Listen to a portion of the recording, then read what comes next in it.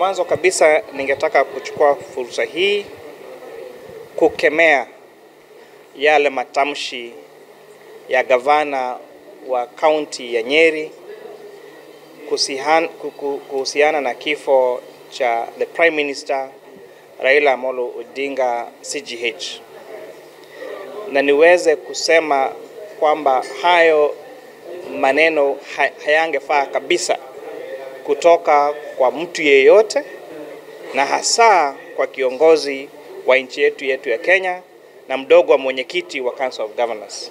Mwenda zake zile rights ambazo sisi tunaenjoy kwa kutoa matamshi hayo, kwa make those posts katika social media zetu, yule ambaye alipigana kabisa hadi akakaa jela kwa miaka mingi ni huyo ambaye mnajaribu kumkejeli.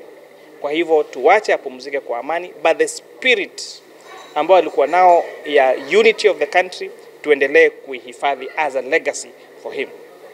Lakini pia ni waonye wenzetu ambao kabisa wamekerwa pia sana na matamshi haya, wakiwemo viongozi wa ODM.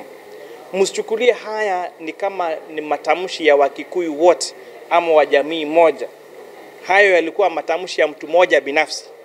Na tukiweza sasa kuanza kusema basi kwa sababu Kahiga alisema, hayo ni maoni ya Kimani, hayo ni maoni ya Njoroge, hayo ni maoni ya Kamau, tutakuwa tukiingia kwa mtego ambao huyu Kahiga alikuwa anataka tuingie ndani.